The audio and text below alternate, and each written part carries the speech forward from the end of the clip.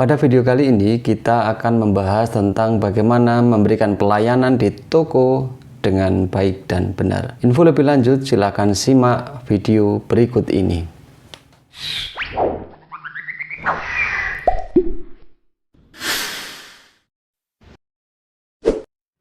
Di dalam memulai bisnis atau kita sedang melakukan bisnis, baik itu di toko kelontong, toko bangunan, dan toko-toko lainnya, pelayanan menjadi hal yang sangat penting untuk kita terapkan di bisnis kita. Pertama, memilih orang pun juga kita harus menentukan kriteria-kriteria yang tepat atau cocok untuk ditempatkan di bagian pelayanan. Nah, pada kesempatan kali ini kita akan membahas tentang beberapa poin yang penting untuk diterapkan di dalam pelayanan di toko kita. Dalam kesempatan ini, saya akan lebih spesifik membahas pada toko bangunan. Hal yang pertama yang harus kita lakukan, pelayanan yang terbaik adalah dengan memberikan sapaan. Ini yang poin pertama, dengan memberikan sapaan atau memberikan salam. Ketika orang yang akan datang membeli barang di toko kita, kita harus memberikan sapaan, kita harus memberikan salam kepada mereka yang akan datang untuk membeli di toko kita. Ini adalah hal yang paling utama yang harus dilakukan. Jangan sampai ada pelanggan atau orang baru yang datang ke tempat kita lalu kita mengabaikan, malah justru dia yang bertanya terlebih dahulu. Harusnya kita memberikan sapaan terlebih dahulu, menyambut mereka dengan baik. Maka dengan cara menyambut, mereka akan nyaman ketika belanja di tempat kita. Ini adalah poin yang pertama. Poin yang kedua, kita harus memberikan kelonggaran bagi mereka yang datang ke tempat kita untuk memilih barang. Jangan sampai kita memiliki pikiran yang curiga. Biarkan mereka memilih apa yang akan mereka beli. Misal membeli barang satu item, tetapi item itu memiliki berbagai jenis merek, maka biarkan mereka memilih apa yang mereka sukai, barang apa dengan merek apa yang mereka sukai, berikan mereka keleluasaan sehingga mereka akan nyaman ketika belanja, ya.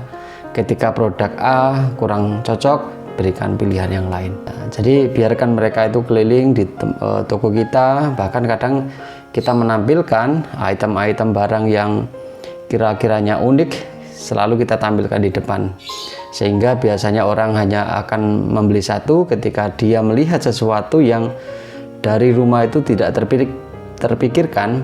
Ketika datang ke situ lalu dia tahu bahwa oh ternyata ini yang saya butuhkan, nah, maka mereka akan membelinya.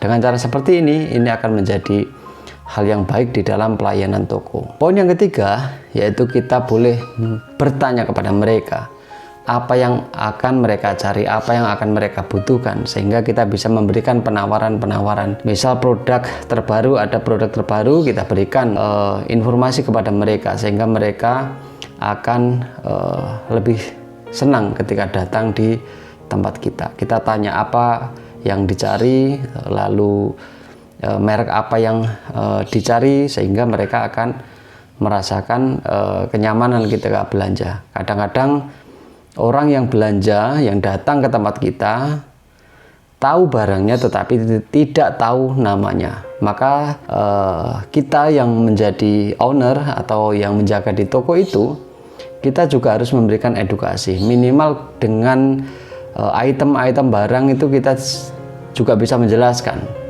Misal keunggulan ataupun kelebihan dari barang ini. Gitu. Ini adalah hal yang harus kita lakukan. Bertanya apa yang dicari. Kadang-kadang orang yang tidak tahu nama barang tersebut, mereka membawa contoh dari rumah. Misal disuruh oleh orang tuanya, misal disuruh oleh tukangnya, mereka memberikan contoh barang. Saya akan membeli barang seperti ini. Maka kita ketika sudah tahu, nah lalu kita memberikan barang tersebut di toko kita. Poin yang selanjutnya, berikan kesempatan untuk menjelaskan. Anda harus memiliki waktu untuk menjelaskan barang-barang yang akan mereka beli atau yang sedang mereka pegang.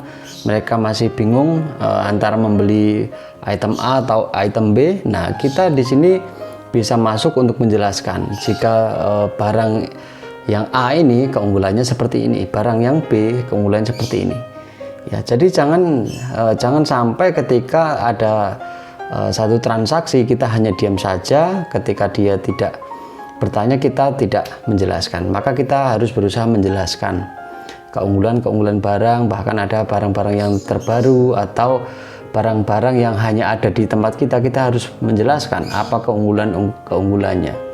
Dengan cara seperti itu, ini akan memberikan pelayanan yang prima di dalam toko kita. Sembari kita bercakap-cakap, biasanya terjadi tawar-menawar. Nah, di sini kita juga akan menjelaskan, karena ini barang kelebihannya bagus, maka wajar ya harganya sekian. Mungkin mereka mengatakan, oh ini barangnya terlalu mahal. Nah, kita dengan menjelaskan dengan mahalnya barang yang mereka tidak pernah beli gitu kan, kita jelaskan dengan keunggulannya. Dengan cara seperti itu, maka mereka tidak akan ragu, tidak merasa salah, oh saya salah ketika membeli barang ini, ternyata mahal dan manfaatnya seperti ini. Nah, ini adalah tugas seorang pelayan di dalam melakukan pelayanan terhadap konsumen. Poin yang selanjutnya yaitu melayani dengan cekatan. Kita harus cepat tanggap dan sigap.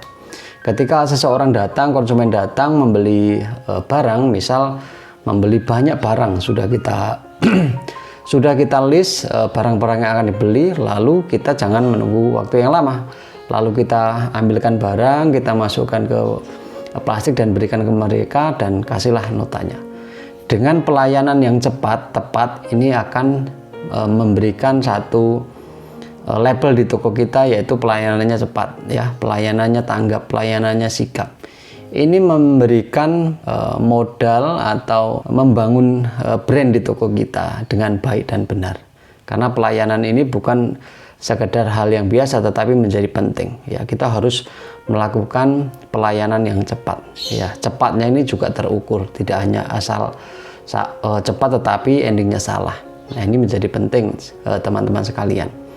Bahkan di dalam toko bangunan kadang-kadang kan banyak seseorang yang membeli. Kita harus mengantarkan. Nah, kita juga harus memberikan pelayanan cepat ya. Kita juga harus bisa mengukur, misal konsumen itu memiliki tempat yang searah. Nah, maka kita juga supaya cepat barang itu sampai ya, kita harus memetakan ya tempat-tempat di mana barang ini akan diantar. Kalau satu jalur ya kita angkut bersamaan. Dengan cara seperti itu pelayanan juga tepat, karena barang yang dibeli diyakini orang tersebut akan segera menggunakannya. Maka pelayanan di sini harus cepat, tepat, dan terukur. Dan yang terakhir, yang paling penting adalah kita harus mengucapkan kata terima kasih. Setelah melakukan transaksi, setelah melakukan pembelian, kita juga harus memberikan ucapan terima kasih telah datang di tempat kita, telah membeli barang di tempat kita. Dengan cara seperti itu, pasti konsumen itu memiliki mindset ternyata toko ini memberikan pelayanan yang ramah, memberikan pelayanan yang baik. Sehingga brand ini juga nanti akan tersebar di tetangga-tetangga konsumen tersebut. Nah, ini adalah membangun branding di toko kita. Nah, dengan cara melakukan pelayanan seperti itu, maka akan membantu toko kita cepat dapat dikenal banyak orang, disukai oleh masyarakat karena citra toko kita itu baik. Nah, poin-poin itulah teman-teman sekalian yang dapat diterapkan untuk melakukan pelayanan di toko bangunan. Semoga ini bermanfaat. Kalau bermanfaat, silahkan bantu kami untuk membangun channel ini dengan cara subscribe, like, komen, dan share. Semoga bermanfaat. Silahkan jika ada pertanyaan, tuliskan di kolom komentar. Terima kasih. Salam sukses.